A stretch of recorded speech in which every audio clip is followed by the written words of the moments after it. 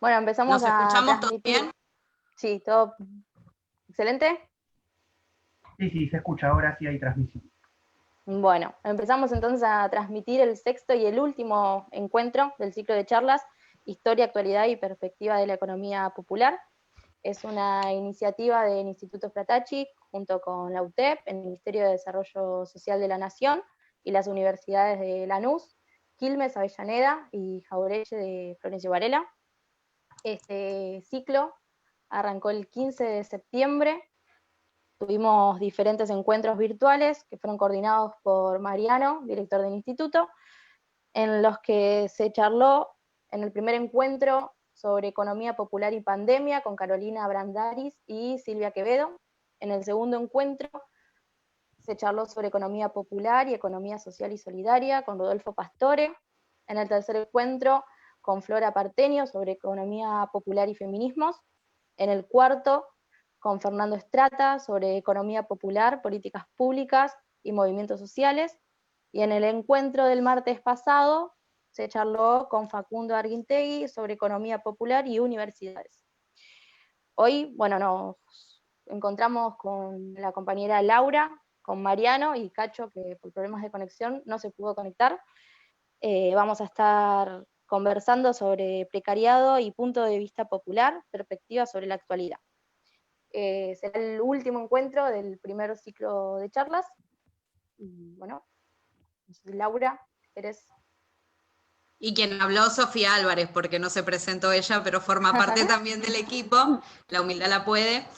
Bueno, primero saludarlos a todos los compañeros y a los que están del otro lado, que ya empiezan a saludarnos.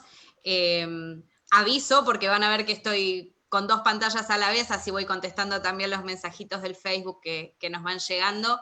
Y bueno, llegando al último de estos encuentros, Mariano estuvo articulando los anteriores y en este último nos planteábamos de qué manera, porque tampoco iba a ser un monólogo solo de Mariano preguntarse y responderse sobre la última temática que nos encuentra, así que decidimos mostrar las caras el resto de los integrantes del equipo. Le mandamos un saludo grande a Cacho que nos está escuchando, pero bueno, está con algunos problemitas de conexión y no va a poder estar con el Zoom. Así que si te parece, Mariano, podemos arrancar con la temática de nuestro último encuentro, que va a estar pasando un poco por todo lo que estuvimos conversando en este ciclo. Bueno, gracias Laura, Sofía. Sofía también va a tener que desconectarse en un rato, así que seguiremos con vos, Laura. Una jornada un poco atípica en esta, bueno, pandemia en la que cada tanto suceden estas cosas, algunos problemas de conexión, pero seguimos resistiendo y tratando de sostener en pie las actividades tal como estaban pautadas. Bueno, aprovechamos para recordar también quienes quieran dejar sus mensajes o preguntas o comentarios en el Facebook, lo pueden ir haciendo.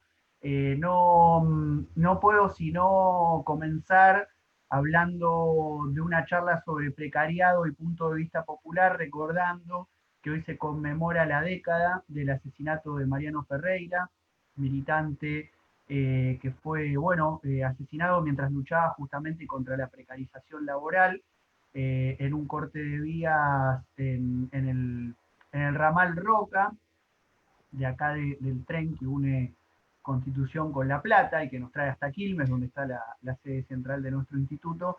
Así que bueno, de alguna manera, a través de la figura de Mariano Ferreira, dedicar el encuentro del día de hoy a todas las mujeres y hombres que han luchado y que siguen luchando contra la precarización laboral y de algún modo meternos un poco ya con el título de esta charla y con esta primera diferenciación que quizás podemos hacer entre lo que venimos tratando de caracterizar como el precariado en acción y lo que puede ser la situación de precarización laboral, ¿no?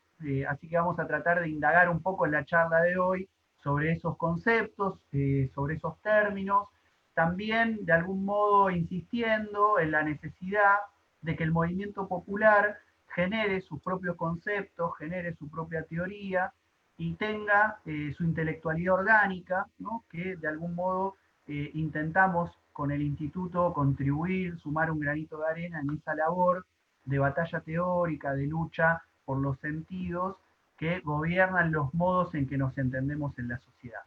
Así que empezaría, si les parece, compañeras, un poco tirando 2 o 3 ideas respecto de esta cuestión del punto de vista popular, ¿no? Es decir, ¿qué implica asumir un punto de vista popular a diferencia de otros puntos de vista que pueden haber en la sociedad? Por ejemplo, el punto de vista de derecha, reaccionario, neoliberal, pero también otros puntos de vista como que pueden ser el de un izquierdo obrerista o el de sectores del progresismo, ¿no? Que con uno nos delimita un campo de enfrentamiento, las derechas claramente, y con otros nos delimita de algún modo un conjunto de problemáticas sobre las que quizás no pensamos del todo igual, por más que en muchos casos marchemos juntos en un enfrentamiento contra esos enemigos históricos que quizás compartimos, ¿no?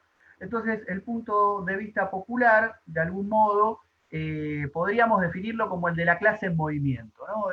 Es una idea que viene también de las corrientes del operaísmo italiano, por ejemplo, figuras como Antonio Negri, que en su momento supieron teorizar sobre el punto de vista proletario, por ejemplo, pero de algún modo atendiendo a la historia política nacional, a las tradiciones culturales latinoamericanas, la palabra popular, ¿no? El concepto de lo popular en estas tierras tiene de algún modo mayor significación que el del proletariado, ¿no? De algún modo el punto de vista popular contiene y excede el punto de vista del proletariado, en tanto que clase en movimiento, y cuando decimos clase o pueblo, obviamente nos referimos a una construcción, ¿no? En algunos cursos de formación política que estuvimos haciendo con algunos movimientos y organizaciones sociales en estos últimos meses, insistíamos en esta cuestión, ¿no? De diferenciar la gente del pueblo, ¿no? La gente es lo que está, es lo dado, y el pueblo es lo que falta, ¿no? El pueblo es una construcción,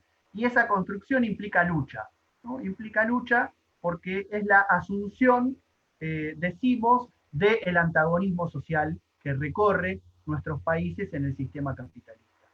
Esa asunción del antagonismo social implica de algún modo, a su vez, una comprensión, ¿no? Por eso decimos que el punto de vista popular requiere también el análisis, la elaboración, ¿de qué? Bueno, muy concreto, de 3 o 4 cuestiones que me gustaría enumerar como para introducir esta charla. El punto de vista popular, en tanto la clase en movimiento, decimos, implica la comprensión de las formas actuales de opresión, explotación y dominación, en primer lugar. En segundo lugar, los ciclos de lucha y las crisis del capital, ¿no? En tercer lugar, de los ciclos de luchas populares y cómo se conforma el pueblo, ¿no? En cada momento y en cada lugar en base a esa confrontación que se produce en la lucha contra la opresión, la explotación y la dominación.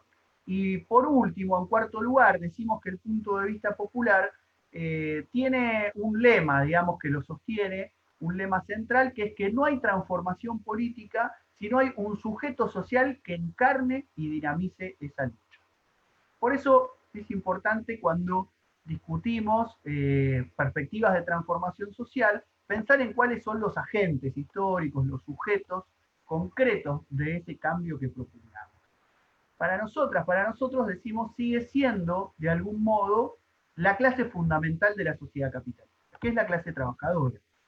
Sé que cuando digo esto puede sonar a una especie de obrerismo marxista o peronista de mitad del siglo XX, así que rápidamente voy a aclarar, obviamente, que como decíamos al principio, pensar, estudiar, elaborar una mirada sobre los ciclos y las crisis del capital y sobre los ciclos de las luchas populares implica entender a qué le decimos clase trabajadora hoy en la Argentina, en Latinoamérica, en el siglo XXI, ¿no? Entonces, un primer dato, y con esto de algún modo vamos relacionando los términos punto de vista popular con precariado en acción, decimos que obviamente hoy la clase trabajadora en este nuevo orden mundial se encuentra partida, se encuentra fragmentada fundamentalmente en dos grandes fracciones, que son la de los históricos sectores asalariados, es decir, aquellos que ya Karl Marx a mediados del siglo XIX caracterizó como quienes necesitamos ir al mercado a vender nuestra fuerza de trabajo a cambio de un salario, pero en el siglo XXI se agrega una complejidad mayor, que es que el capital ni siquiera requiere del conjunto de la fuerza de trabajo para obtener sus ganancias, sino que hay todo un porcentaje de la población que algunos denominan excluidos, por ejemplo, y después podríamos conversar por qué nosotros desde un punto de vista popular decimos que no hay sectores excluidos, que son quienes trabajan de algún modo inventándose un laburo, ¿no? Esto que han caracterizado a algunos como los poetas sociales o como los descamisados de esta nueva etapa histórica, que no son más que trabajadores y trabajadoras de la economía popular. Y bueno, obviamente después podríamos entrar en caracterizar un poco qué entendemos nosotros, nosotras por economía popular. Pero fundamentalmente entonces, como para ir cerrando esta primera parte de mi intervención, ¿no? Diría que es ese punto de vista popular el que nos permite delimitar cuál es el sujeto que entendemos más dinámico en las luchas populares de la Argentina del siglo XXI. Y esto no es por una mera determinación estructural, sino que tiene que ver con todo un recorrido de luchas, que tiene que ver con una historia, con una cultura, que bueno, después podemos ir indagando un poco en la medida en que avancemos con la charla del día de hoy. Sí, digo, un sujeto también popular, como vos decías recién, que se ha construido a lo largo de muchísimos años, que ha tenido que reconfigurar su mecanismo de vida, de pensar, de sentir, de moverse en el mundo capitalista, que ha tenido que ayornarse de acuerdo a las circunstancias que nos tocan, y también pensar que ese sujeto va a tener una concepción completamente distinta quizás de otro, que no por ser excluido, como vos decís, estamos hablando del precariado, no creemos en los excluidos, porque estamos todos dentro de un mismo sistema, pero son los protagonistas de la historia que hoy en día nosotros estamos contando, pero que vienen con un bagaje de historias, de experiencias, de luchas, que nos han configurado de una manera completamente distinta quizás al sujeto social que encontrábamos hace unos cuantos años atrás, al que nosotros llamábamos el trabajador, el sujeto social, el ordenador social, que hoy en día también hay que reconfigurar un poco esas categorías, la categoría de trabajador, de asalariado, de trabajador formal, que bueno, lo vamos a ir desarrollando también, así que no me quiero adelantar tanto. Sí, claramente un poco por lo que vos mencionás, Laura, es importante dar cuenta de que esto que entendemos como el punto de vista popular o que de algún modo propugnamos como mirada para analizar la historia y la actualidad, ¿no? Implica tener en cuenta algunos elementos desde los cuales nos paramos para pensar esas cuestiones, ¿no?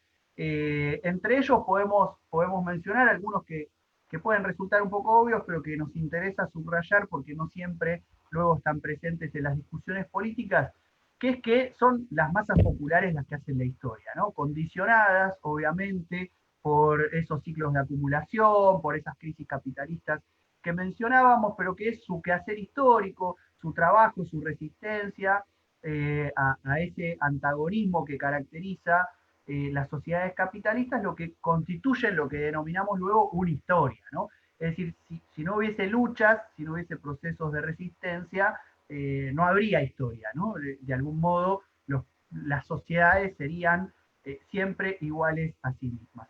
Entonces, en ese sentido, definir que son las masas populares las que hacen la historia, implica luego que también podamos hacer un análisis que ancle de algún modo la coyuntura o las diversas coyunturas en la serie histórica.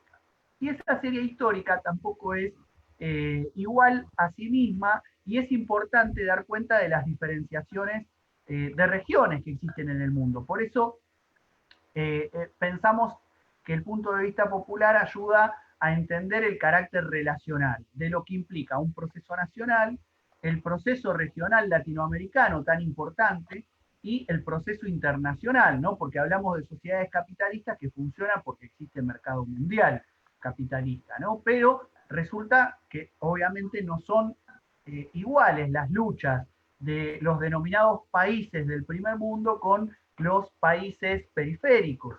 Y en el caso latinoamericano es muy claro que hay toda una historia también cultural y política que nos asemeja y que en general hace que los procesos políticos nacionales se manejen muy en sintonía por los ciclos regionales. ¿no? Entonces, de algún modo, el punto de vista popular implica, como decimos, pensar la coyuntura en la serie histórica y además implica pensar esas coyunturas y esas series históricas en esta cuestión relacional latinoamericana, internacional y nacional, ¿no? Eso de algún modo nos permite dar cuenta de que los procesos de lucha implican esa interrelación y que las relaciones de fuerza en un país determinado están muy en sintonía con lo que va pasando también en otros países, sobre todo los países más cercanos. Por eso no nos es indiferente que haya una revuelta popular en Chile como hubo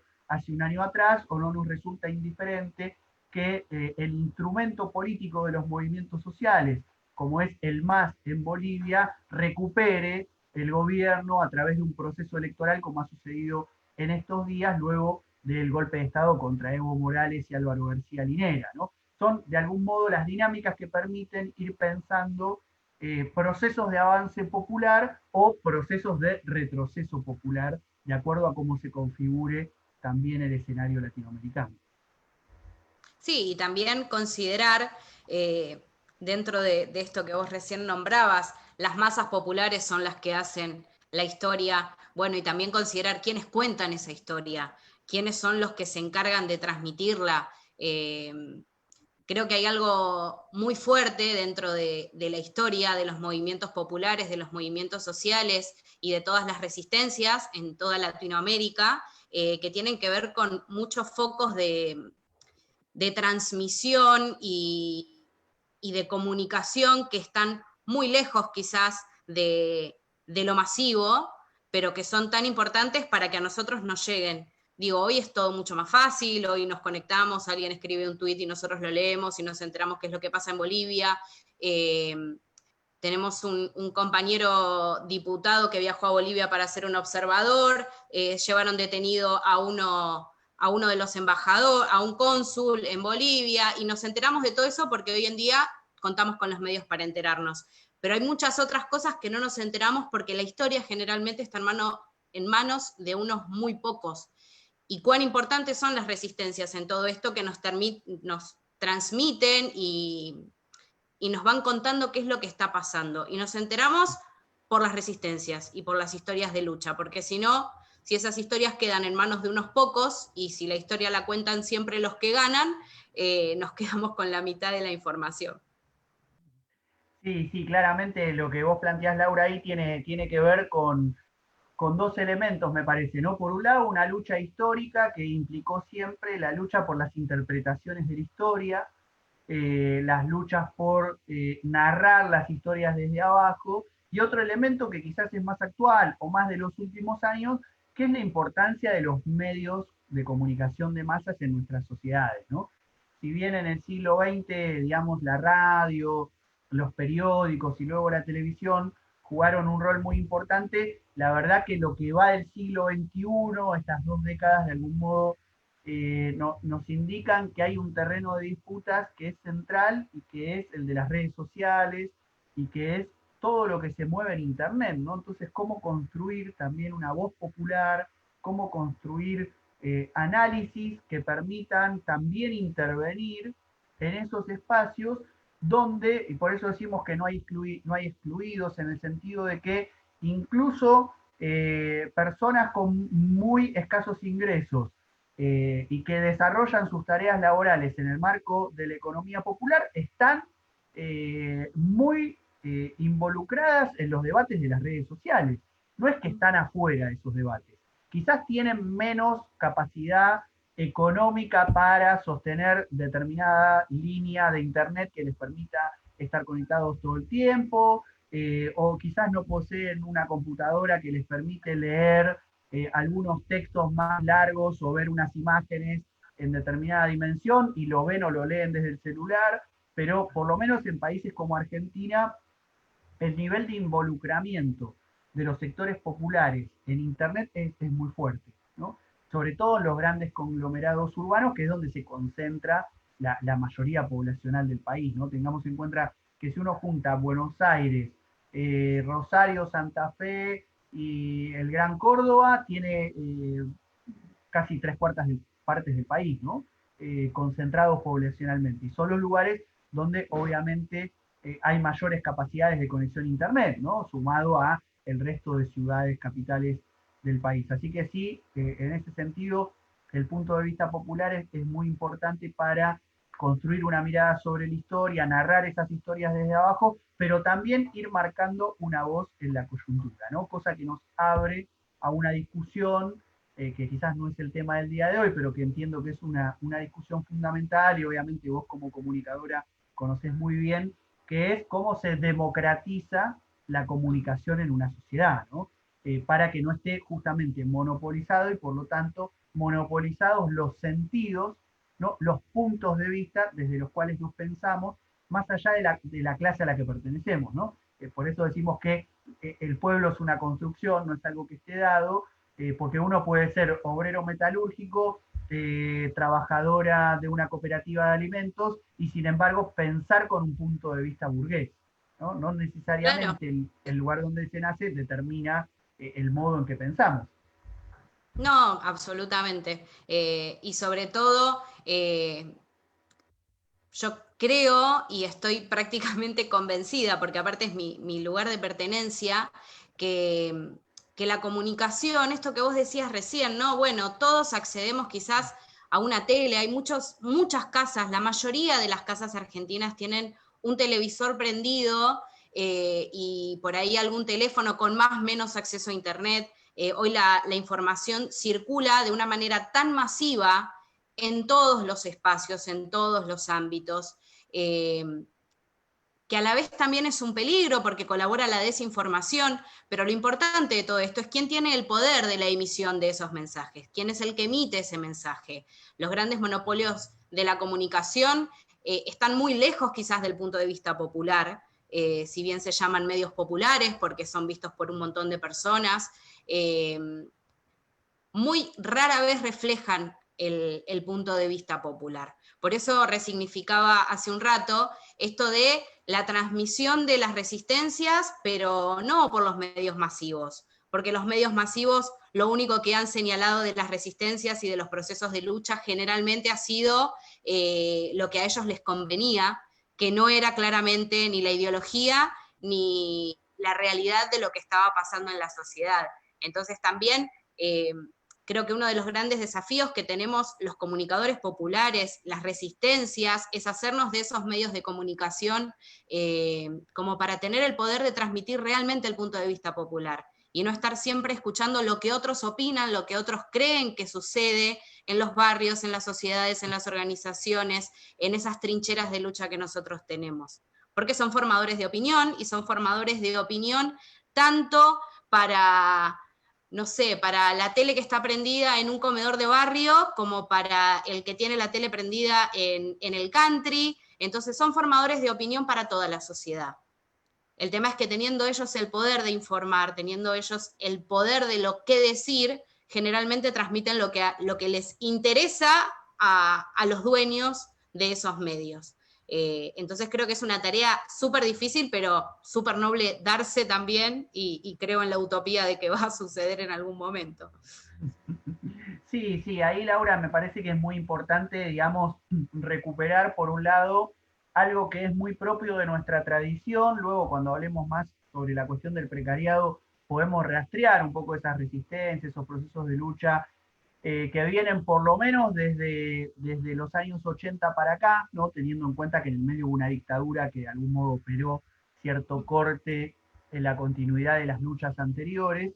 Pero por lo menos desde los 80 para acá son muy importantes todo lo que implican las radios comunitarias, sobre todo, por ejemplo, en parajes rurales, en lugares de las provincias más alejadas de Buenos Aires, son un factor determinante muchas veces de la organización popular.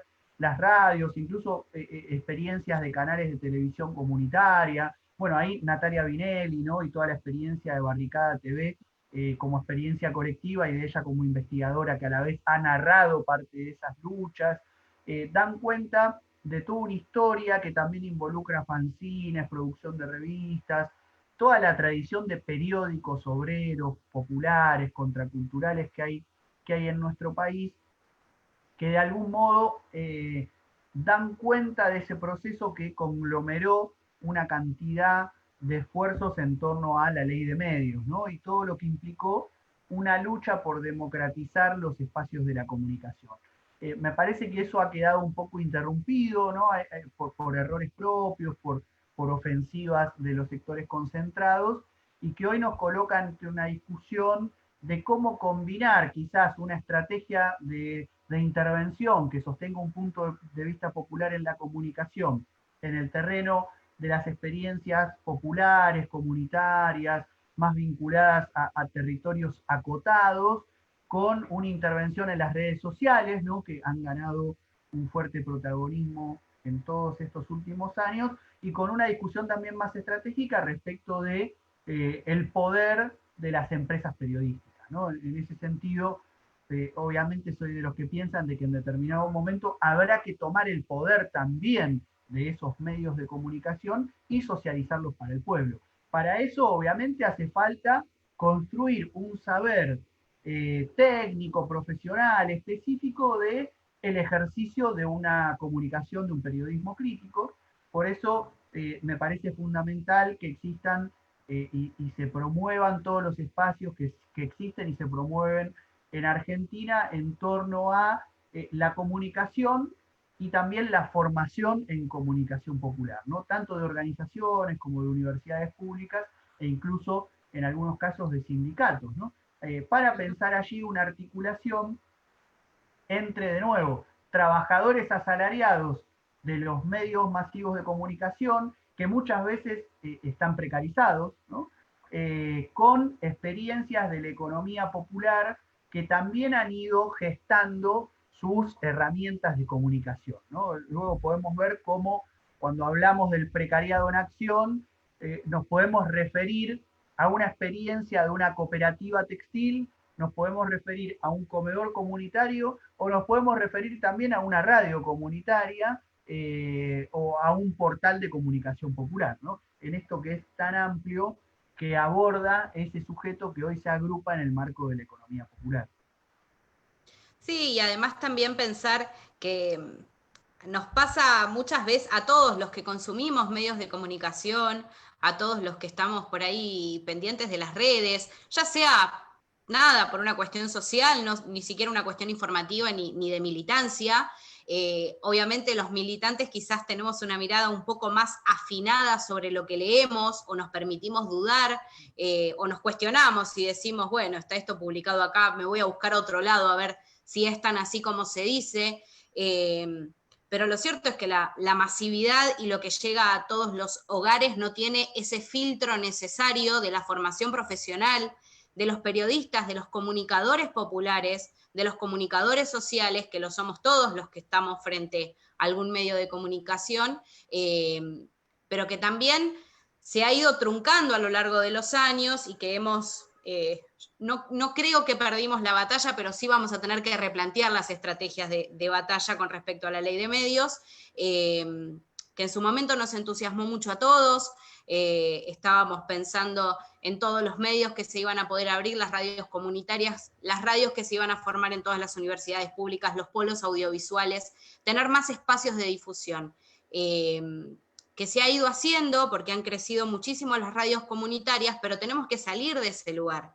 Tenemos que dejar de ser la radio para unos pocos que nos escuchan, sino ser masivos, que nuestro punto de vista llegue a todos lados. No sé si hacerse de los medios de comunicación suena fuerte, pero sí, porque es poder, la comunicación, la información, y tendríamos que tomárnoslo todos de una manera muchísimo más responsable de la que se lo toman muchísimos periodistas, ni siquiera solo los que están en Clarín, en TN o en alguno de esos medios que siempre señalamos desde este lado, sino todos los periodistas, y hacer una autocrítica y una formación que sea necesaria para ser realmente un periodista de oficio y de información y no de manipulación mediática, que es lo que termina pasando generalmente.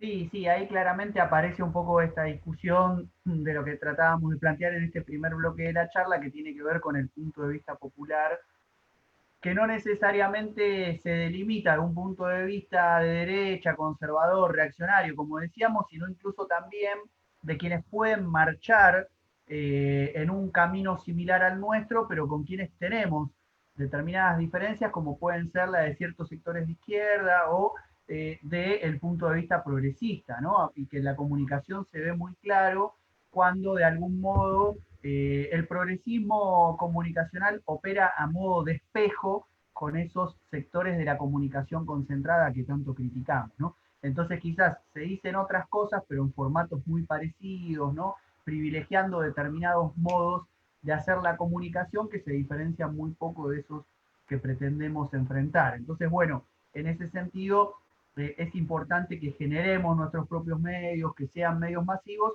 y que también nos demos una discusión, como vos decías, respecto de los medios de comunicación de masas, pensando una perspectiva popular e incluso dentro de esa perspectiva popular, qué rol ocupan esos nuevos actores sociales, entre los que claramente se encuentra el precariado.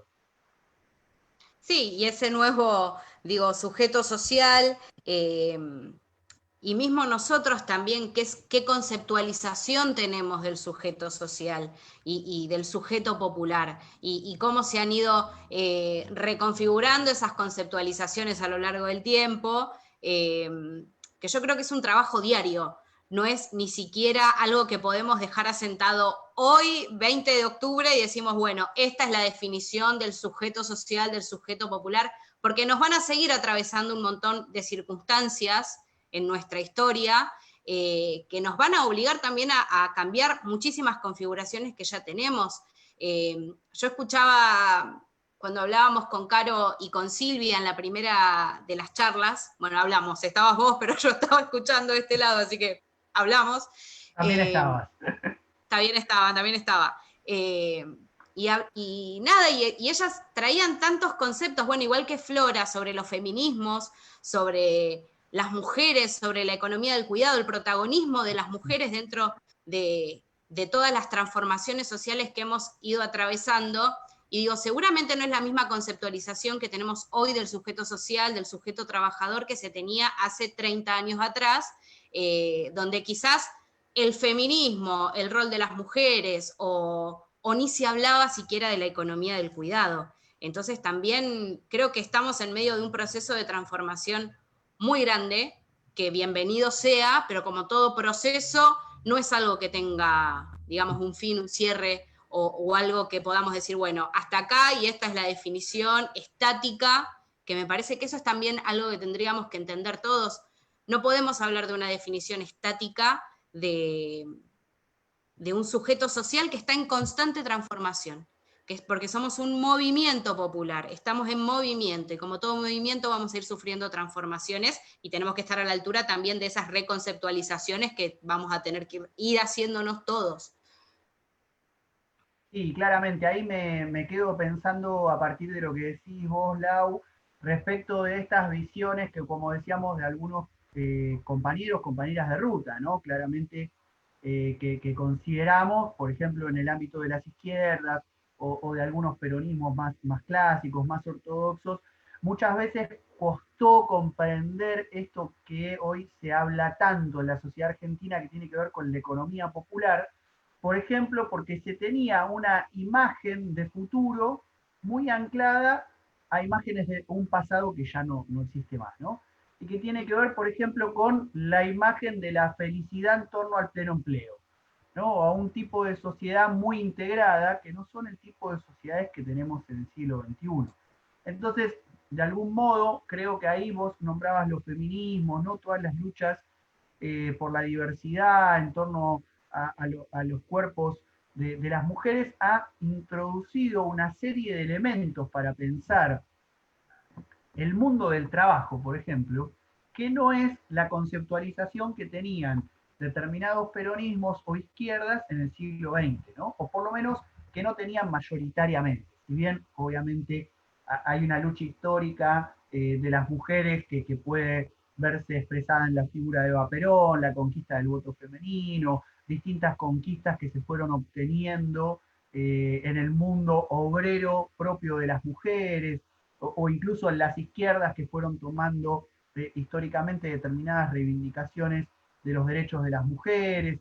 Sin embargo, hay algo que me parece que es una nota distintiva y que hoy la podemos pensar a partir de eso que muchas feministas dicen: somos las nietas de las brujas que no pudiste quemar, ¿no? Es esa frase, uno la puede pensar en la historicidad argentina, que hoy muchas protagonistas de las luchas y de los procesos actuales son las hijas de las piqueteras, ¿no? Son las nietas de las madres de Plaza de Mayo, son aquellas mujeres que se pusieron al hombro la lucha y la resistencia desde la dictadura, la última dictadura cívico-militar a esta parte, ¿no? Entonces, creo que esa dinámica, la lucha de las madres y de las abuelas de Plaza de Mayo, ha sido reconocida en todo el mundo, y en torno al 2001, muchas personas que se dedicaban a las ciencias sociales de otros países del mundo venían a estudiar ese fenómeno del movimiento piquetero. ¿Qué era eso de un movimiento de trabajadores desocupados, ¿no? ¿Qué era eso de un piquete que no era ya en el ámbito de la producción, sino en el ámbito de la circulación? Bueno, ¿qué era eso de los nuevos movimientos sociales que se organizaban mucho en torno al territorio, ¿no? La CTA, incluso, la Central de Trabajadores de la Argentina, que es parte de ese proceso de resistencia antineoliberal, que de algún modo hace también que ya el monopolio de la representación de los trabajadores en esos años no quede exclusivamente en manos de la CGT, sino que emerge una nueva central, tenía una consigna que decía: la nueva fábrica es el barrio.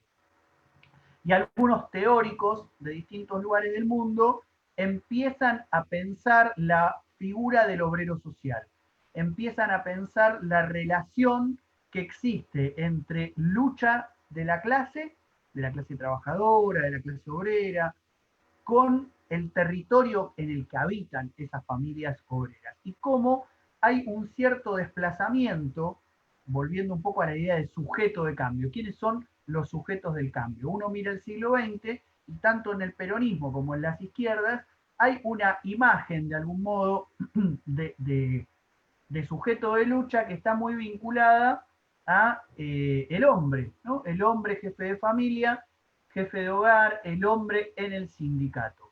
Si uno mira la resistencia y los procesos de lucha de los últimos años, da cuenta de que hay más una idea de familia trabajadora en la lucha, e incluso de mujeres, solo mujeres, que son las que se ponen al hombro el armado de los comedores, de las ollas populares, de los merenderos, de muchas tareas que están vinculadas con la reproducción social, que de algún modo han estado históricamente vinculados con el ámbito de las mujeres, obviamente no por un destino natural, sino por la propia división jerárquica que establece el sistema capitalista entre un ámbito privilegiado de la producción destinado a los varones y un ámbito desjerarquizado de la reproducción social vinculado a las mujeres, ¿no? Entonces, bueno, de algún modo los nuevos movimientos sociales trastocan todo esto, ¿no?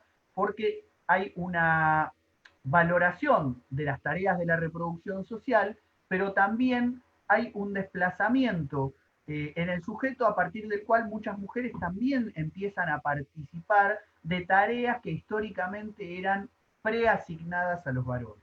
Entonces, bueno, eso me parece muy interesante. Creo que el concepto de precariado en acción incluye a determinadas corrientes de los feminismos, ¿no? Puesto que no hay un feminismo, como dicen las compañeras que se dedican a estudiar y que son parte de estas luchas, no existe un feminismo, sino una diversidad de feminismos. Una de sus corrientes es el feminismo popular, y creo que claramente al interior del precariado en acción funcionan esas corrientes de los feminismos que nos ayudan a pensar de un modo más complejo la relación, ¿no?, que existe entre clase, que existe entre raza y que existe en cuestiones de género, que nos de algún modo configuran una manera de ser en el mundo que es una manera clasista, en términos de una clase que explota a la otra, pero también es racista, porque en general las peores tareas son destinadas a los negros, ¿no? Como se dice muchas veces,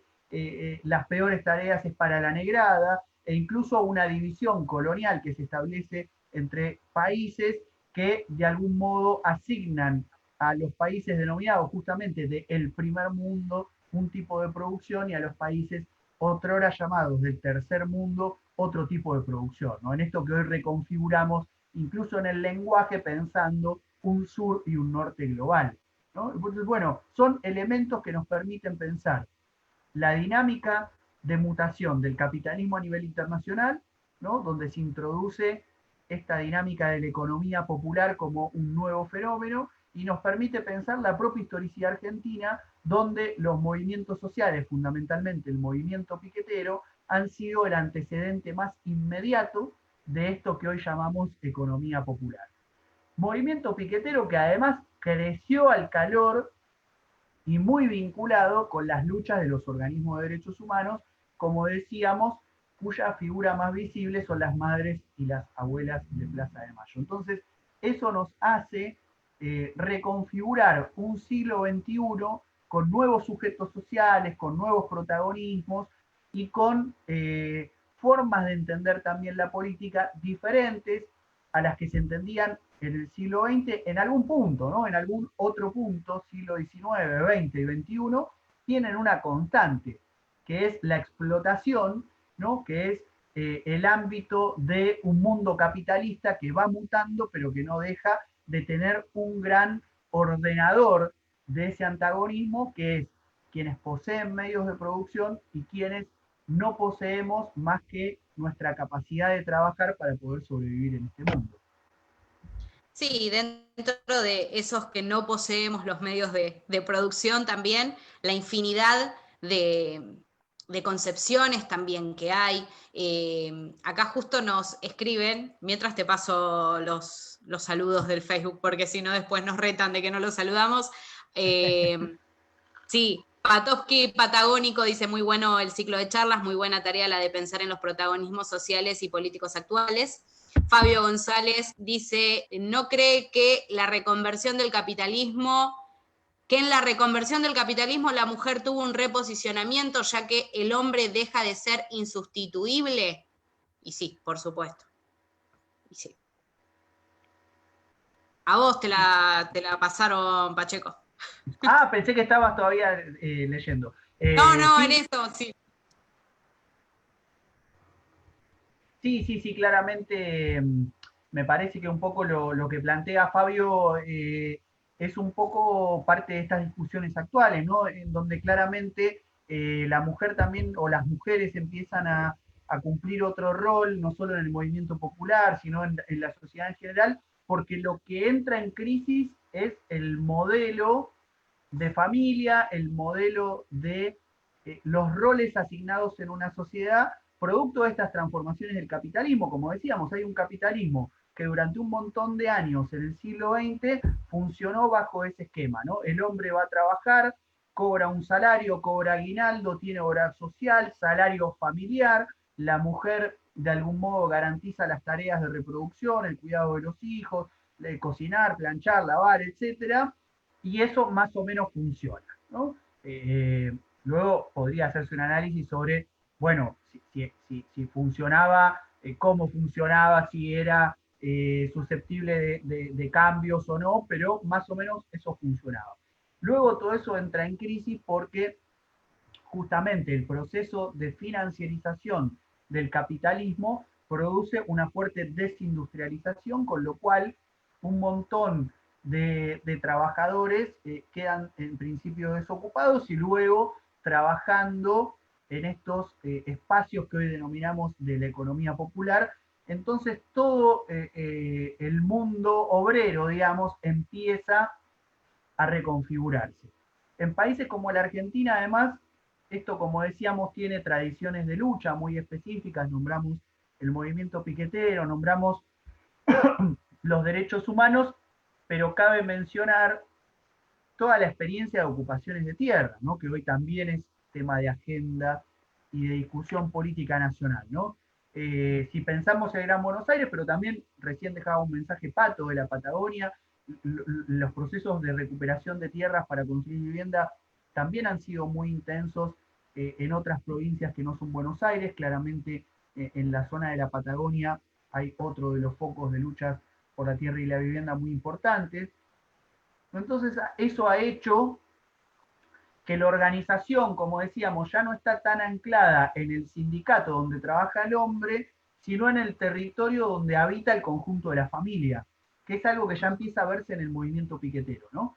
Donde vos tenías, quizás un poco todavía bajo los estereotipos de esta división del trabajo que decíamos del capitalismo más clásico, los hombres trabajando en la construcción, por ejemplo, de un salón comunitario, en una misma familia, la mujer organizando el comedor y los pibes, las pibas jóvenes participando de los grupos de autodefensa, de la organización de las columnas, ¿no? Del bombo, de la murga, y empezando a tratar de ver qué hacer en términos de un trabajo que ya no aparece como en el de sus padres y sus abuelos, ¿no? Entonces aparece toda esta forma flexible del trabajo, ¿no?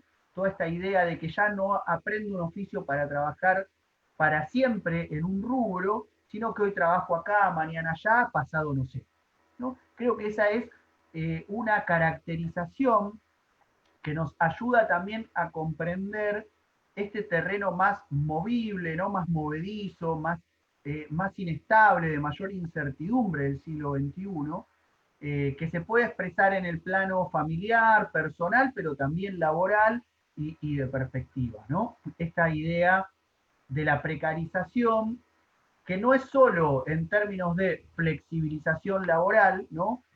O malas condiciones de trabajo, sino incluso en términos más profundos, de pensar lo precario de nuestras vidas, ¿no? En este mundo que habitamos. Por eso sospecho que la experiencia de la Unión de Trabajadores y Trabajadoras de la Economía Popular, de la que veremos si nos queda un ratito para hablar algo, como sindicato del precariado, como decimos algunos, tiene la virtud de que logra de algún modo enlazar dos grandes tradiciones de lucha y de organización de las masas populares en la Argentina, una de corta duración y otra de larga duración. La de corta duración es la de los movimientos sociales, como decíamos, con clara característica territorial y con una matriz comunitaria muy fuerte. Y por otro lado, enlaza con la histórica lucha de la clase obrera más clásicamente comprendida, ¿no? Los sindicatos que se comienzan a formar en la Argentina durante el último cuarto de siglo XIX, ¿no? O sea, pensemos que ya va un siglo y medio de existencia de organización sindical en la Argentina, un país que sufrió fuertes procesos de desindustrialización y también de la mano de eso de desindicalización y que sin embargo sigue siendo uno de los países más sindicalizados de América Latina, incluso del mundo. Bueno, la UTEP entonces es esa especie de mezcla mutante, ¿no? Donde aparece la matriz comunitaria y el anclaje territorial de los movimientos sociales con la forma sindicato. La idea de librar luchas para obtener determinados derechos, ¿no? La idea de organizarse por ramas, por ejemplo.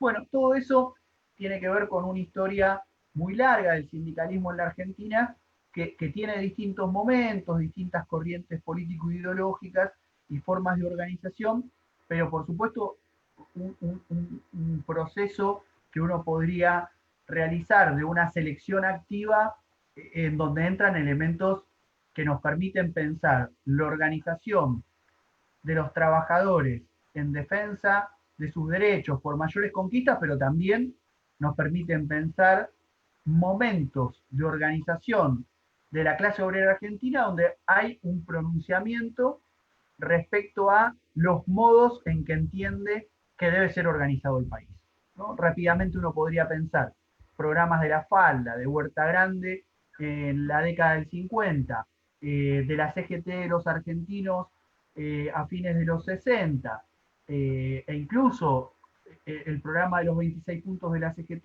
de Ubaldini en los años 80, donde el movimiento obrero tiene un programa de defensa y de conquista de reivindicaciones específicas y también programas nacionales de cómo cree que hay que estructurar la Argentina. Creo que hoy, de algún modo, el UTEP hace honor en sus mejores expresiones a esa tradición corta de los movimientos sociales y esa tradición larga del sindicalismo en la Argentina. Obviamente con muchos problemas, con muchos riesgos, pero que bueno, forman parte también de los desafíos de eso que vos, Laura, decías. No se puede pensar de manera estática las experiencias, ¿no? Hay que poder pensarlas en su dinamismo y en su movimiento. No, sí, yo digo esto de no pensar las cosas de una manera estática, creo que es responsabilidad de todos también ir llevándolo en todas las áreas. La UTEP es una herramienta fantástica para todos los trabajadores y las trabajadoras de la economía popular, porque tenemos una representación, quizás de la manera más fácil decirlo es, bueno, tenemos un sindicato, los trabajadores de la economía popular, tenemos una representación, pero podemos tener acceso a una obra social, podemos tener ciertas reivindicaciones que antes no se tenían, como también van a venir un montón de reivindicaciones más que quizás sin pandemia, sin 4 años de un gobierno neoliberal, sin un montón de circunstancias que hemos ido atravesando los argentinos y los trabajadores de la economía popular más intensamente, se han visto truncadas o se han visto desplazadas para salir a tapar otras emergencias. Digo, hoy en día yo creo que una vez pasada, pensando también en la pospandemia, pensando una vez que superemos todo esto y que volvamos a un ritmo normal, que no sé si volveremos, pero al menos sin pandemia, hay un montón de reivindicaciones que vamos a poder llevar adelante. Desde la UTEP, desde el gobierno nacional, desde las organizaciones sociales, hay un montón de proyectos, de cosas que se han visto suspendidas por una emergencia que tenía que ver con una cuestión que nos estaba aconteciendo a nivel mundial, ni siquiera era una cuestión nacional, pero que también se ha visto apaleada por 4 años de un gobierno que lo que menos hizo fue pensar en los sectores populares, que lo que menos hizo fue pensar en los trabajadores y en las trabajadoras de la economía popular. Por eso creo que la Unión de Trabajadores y Trabajadoras de la Economía Popular, la UTEP,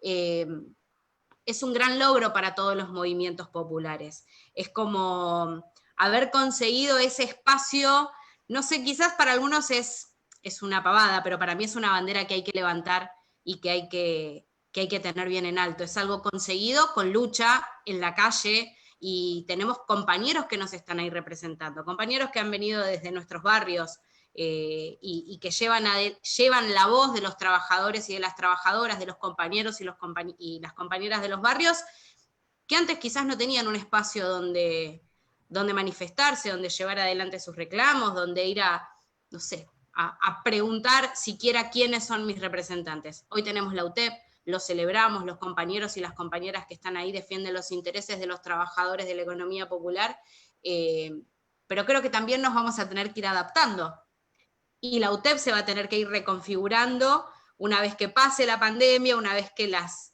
prioridades, las necesidades y todo lo que nos deje este virus maldito arrojen a la luz, porque las necesidades y la realidad va a ser muy dura después de todo esto. Hoy estamos tapando, digo todos, ¿no?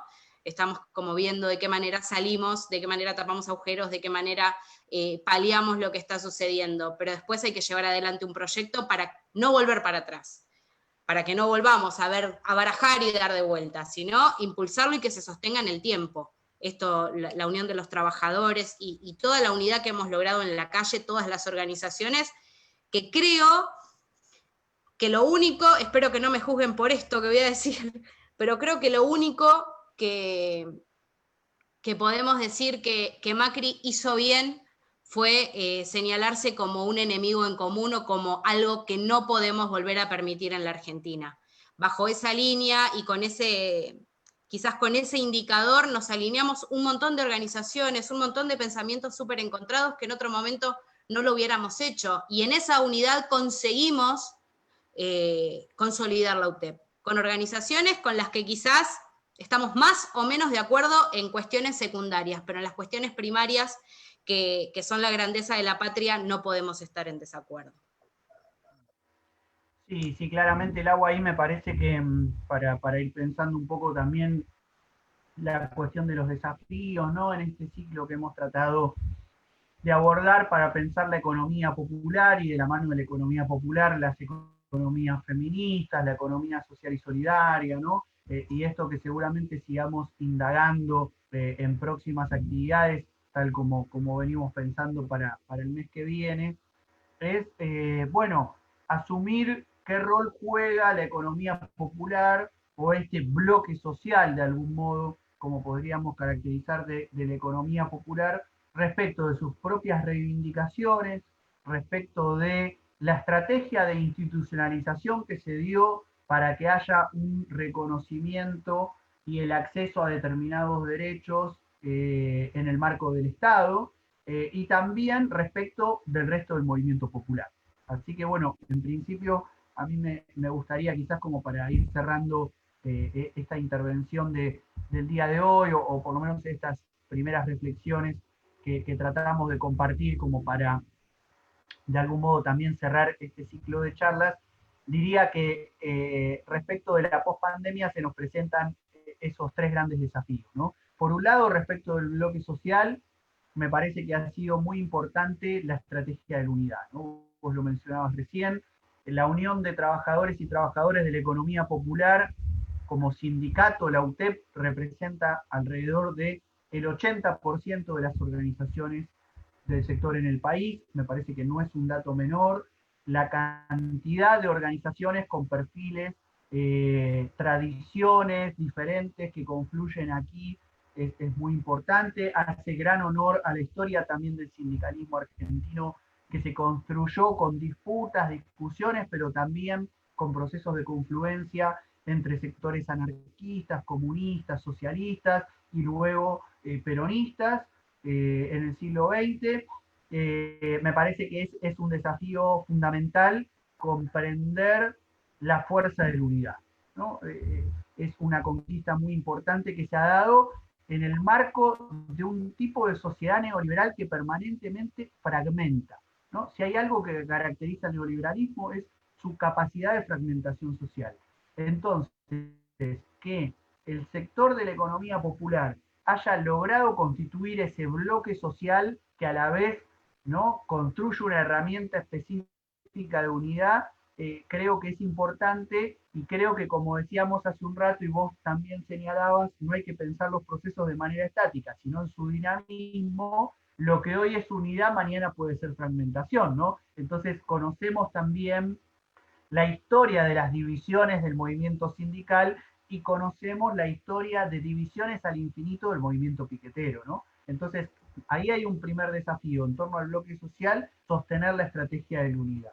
En segundo lugar, decíamos respecto a la intervención en el Estado, mayoritariamente este bloque social que tuvo la estrategia de la unidad respecto de las organizaciones de la economía popular, se ha dado una estrategia respecto de la institucionalización, ¿no? Entonces, se ha conquistado, incluso bajo gestión neoliberal como la de Macri, se ha conquistado la ley, ¿no?, de la ley que permite un primer reconocimiento del sector, de ahí deriva el salario social complementario, y luego, ya con, de algún modo, el respaldo al frente de todos y la gestión actual de Alberto Fernández, se ha conquistado la Secretaría de la Economía Social dentro del Ministerio de Desarrollo Social de la Nación.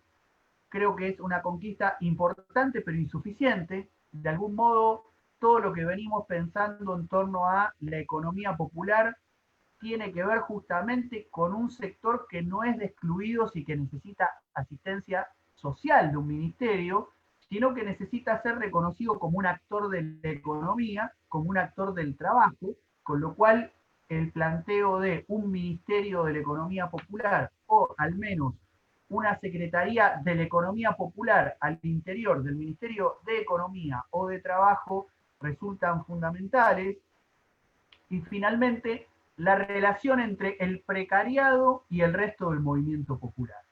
Es evidente que, como decíamos, la estrategia de conformación de un sindicato de tipo territorial como el UTEP, y que además se plantea un vínculo orgánico con los asalariados a través de su representación en la CGT, incluso con buenos vínculos con la CTA, constituyen la reconfiguración de una nueva columna vertebral, pero que también es insuficiente para la constitución de un movimiento popular que protagonice un proceso de conquista de emancipación, de justicia social, ¿no? De soberanía, con lo cual resulta imprescindible la vinculación con otras expresiones del movimiento popular que muchas veces tienen algunos niveles de coincidencia en los planteos que se puedan plantear en una agenda de lucha y muchas veces incluso entran en tensión.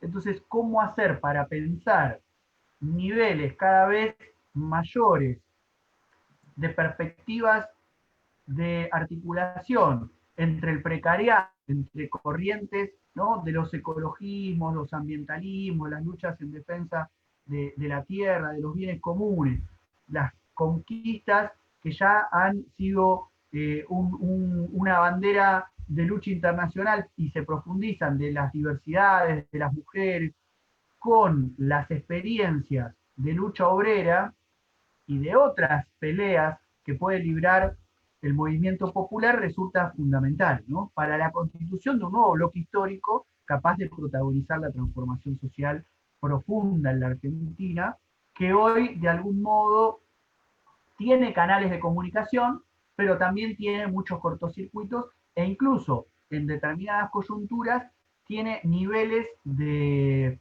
desvinculación muy profunda. Entonces, creo que ahí también se presenta un desafío que es no solo, como vos bien señalabas, tener una estrategia de unidad para que no vuelva a gobernar la Argentina sectores como los que gobernaron entre 2015 y 2019, sino incluso para dar un paso más allá, para plantear una agenda popular de transformación que permita construir otro país. Eso es un desafío, es una expresión de deseo y es también tarea, ¿no? Es programa y de algún modo, bueno, desde nuestro lugar como Instituto Generosa Fratacci creo que humildemente tratamos de aportar algunos granitos de arena en función de poder recuperar ciertos debates estratégicos que nos permitan dar respuesta a las necesidades inmediatas que no podemos dejar de dar respuesta, pero también comenzar a esbozar algunas imágenes de futuro,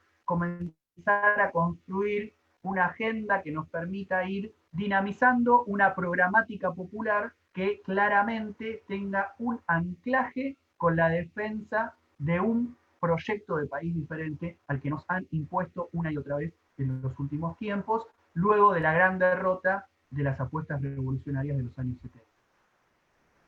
Bueno, te comento, Pato Patagónico dice muy buen análisis, me interesa pensar lo popular como disputa, lo popular, como dice Denise Merklen, no es un paraíso perdido, como pensar en un movimiento popular que mire hacia el futuro y no quede atrapado en cierta nostalgia industrialista, cómo pensar proyectos productivos alternativos, cómo pensar el mundo del trabajo, la tecnología y el precariado. Y Ana Luba dice, pensar el futuro nos convoca a todos y a todas a trabajar con fe y esperanza desde todas las clases.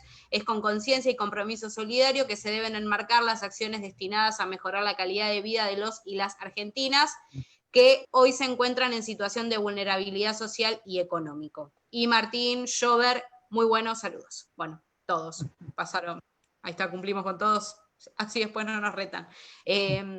Sí, yo creo que esto que estabas planteando recién vos y lo que nos escribe Pato de cómo pensar proyectos productivos alternativos, cómo pensar el mundo del trabajo, la tecnología y el precariado de acá en adelante va a ser un desafío que nos vamos a tener que dar todos los trabajadores y las trabajadoras. Digo, ahora en medio de la pandemia se han reconfigurado los canales de trabajo, las maneras de trabajo, el teletrabajo y que deja afuera también tantas otras cuestiones.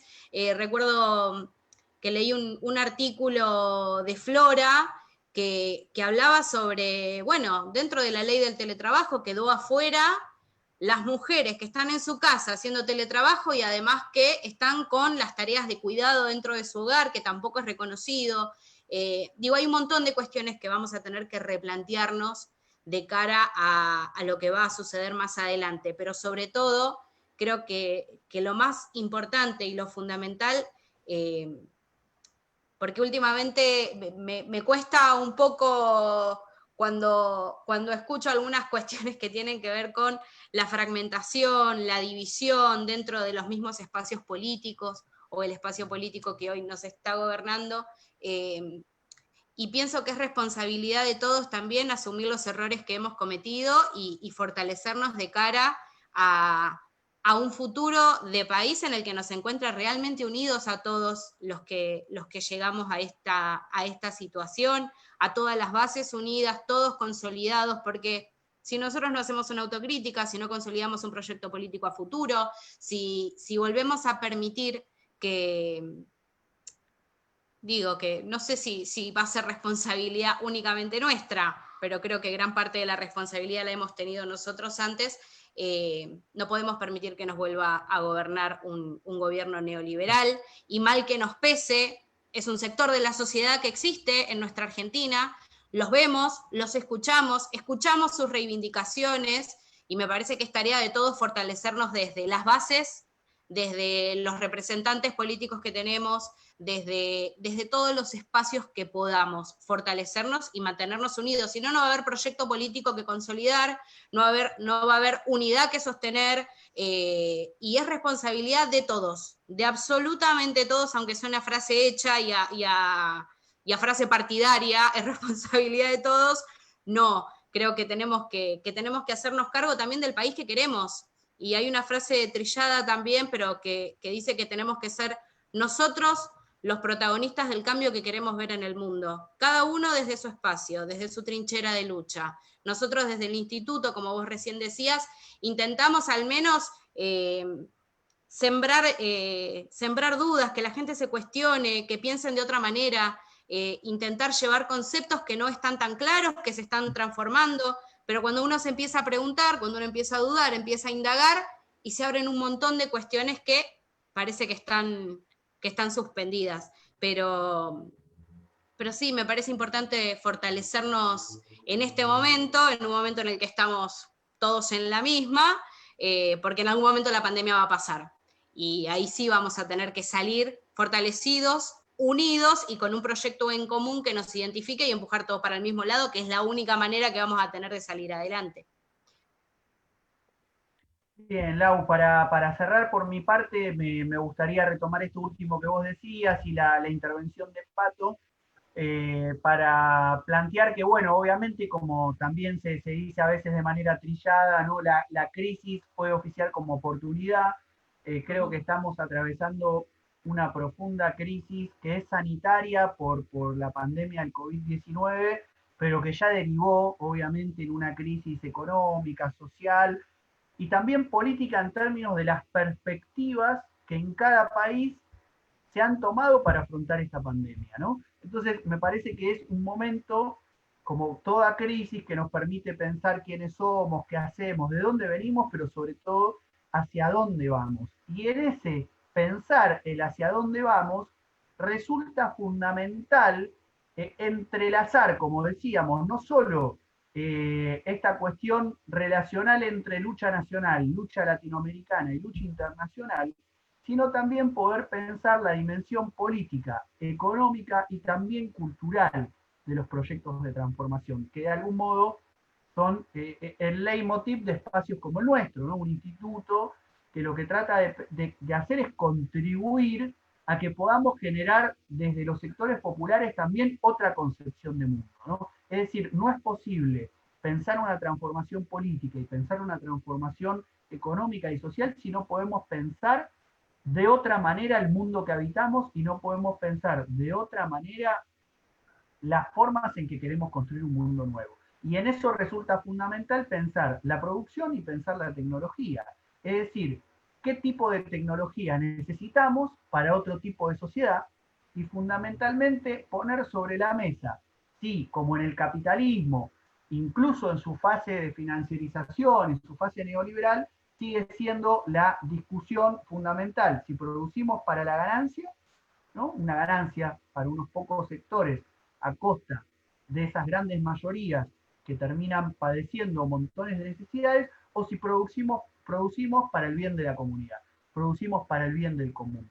En esa discusión, obviamente, aparece el debate en torno a las formas de producir. Entonces, un poco yendo a la pregunta o al comentario que hacía Pato desde la Patagonia, de algún modo pensar intervenciones estratégicas o recuperar la dimensión estratégica del debate político implica poder contribuir a generar concepciones de mundo que nos permitan justamente criticar de manera eficaz el mundo que habitamos y comenzar a trazar elementos fundamentales para el mundo que queremos, ¿no? Para el mundo que queremos, que no puede ser otro que el mundo que ya con nuestras luchas, con nuestros procesos de organización, en algún punto estamos empezando a gestar. Así que bueno, por mi parte cerrar un poco con eso, respecto de esta importancia de crear los propios conceptos, crear los propios análisis, y respecto de eso,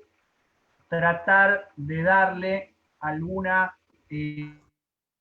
forma también teórica al modo en que pensamos la economía popular. Obviamente son estos ciclos de charlas virtuales, a veces para análisis más profundos, por lo menos muchos pensamos que todavía sigue siendo muy fructífero escribir textos, leerlos y discutirlos.